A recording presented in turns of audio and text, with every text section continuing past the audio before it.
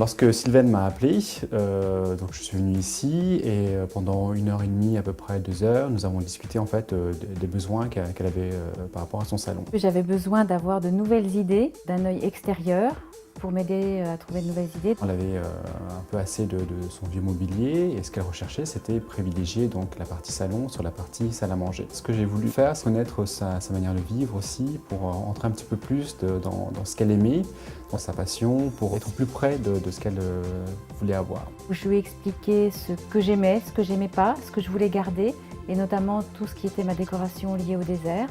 Donc ça, c'était un prérequis qu'il fallait garder. Et ensuite, j'ai un peu laissé carte blanche à Joseph pour qu'il me propose des choses et qu'on puisse voir ensemble ce qui me convenait et ce qui ne me convenait pas. Ça a commencé d'abord par le canapé, avec les styles de canapé et puis surtout le revêtement qu'elle allait recouvrir. Comme je savais qu'elle aimait donc tout ce qui était bête, le cuir naturel, je ne pensais pas que ça allait vraiment donner cet effet-là. C'est pour ça qu'on est parti plutôt sur une microfibre qui avait cet aspect de cuir uni. J'ai particulièrement apprécié le choix du canapé et du tissu, puisque j'ai maintenant 2 canapés avec plein de coussins et un pouf qui permettent cette ambiance chaleureuse que je souhaitais pour mon coin salon. Après de longues recherches, je l'ai amené donc vers ce type de mobilier qui était très contemporain, dont la couleur vinguée, donc chocolat, allait très bien avec le reste du mobilier, notamment avec le canapé qui était lui-même couleur chocolat.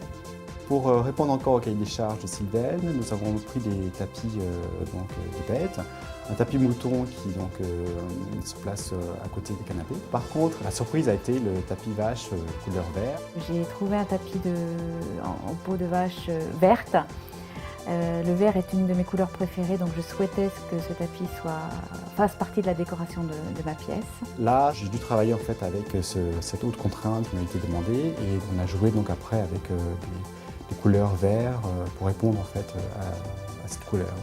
Le vert donc du fauteuil champagne, mais également le vert en fait au niveau des guirlandes qui sont disposées un petit peu partout au niveau des bahuts. La table basse, je vais proposer de prendre un cube lumineux qui siégerait au-dessus du tapis et qui apporterait encore un peu plus de lumière au salon. Sur la proposition de Joseph, on a trouvé une étagère métallique que l'on a façonnée sur un design d'arbre qui rappelle un petit peu l'arbre qui est derrière moi, où on peut voir les différents sables que j'ai ramenés de mes expéditions. Et ces étagères ont été façonnées pour qu'elles ressemblent à des branches d'arbres et puissent supporter les différents bibelots que j'y ai disposés. Je souhaitais également qu'il y ait des touches lumineuses dans mon séjour. Cette applique est en fait un cadre sur lequel on a posé un papier. L'idée c'était qu'on confond cadre et applique, ce qui permet en fait d'avoir un aspect beaucoup plus uniforme. Par contre, du côté de l'arbre, de l'étagère en forme d'arbre, on a juste mis une feuille découpée en fait couleur cuivre sur une ampoule. Et donc ça faisait en fait un effet tamisé un petit peu dans ce coin-là. Et après, la lampe style Arco. On m'en avait pas parlé tout de suite, mais lorsque je l'ai présenté, elle a tout de suite dit que c'était effectivement ça qu'elle désirait. Et enfin, en dernière touche lumineuse, ça a été les guirlandes sur les petites branches qui sont sur le coin. J'ai eu rapidement l'idée d'avoir un grand rideau qui recouvrait la porte-fenêtre et la fenêtre pour que ça apporte une douceur au mur.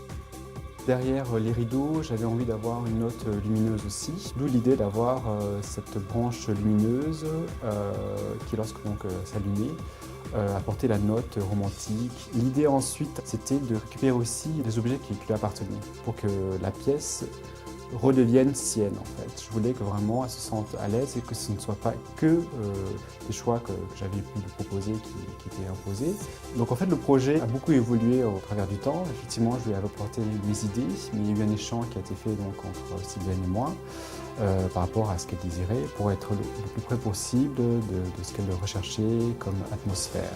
Donc on a cherché les choses ensemble et c'est cette interactivité effectivement qui a apporté le résultat qu'on a aujourd'hui. Je voulais remercier Joseph d'avoir bien voulu travailler avec moi puisqu'on a réussi à faire de ce séjour un endroit convivial, chaleureux. Il m'a apporté beaucoup de nouvelles idées, des choses auxquelles je n'aurais pas pensé, qui font de cet endroit un lieu où maintenant j'ai plaisir à rester et plaisir à recevoir. Merci Joseph.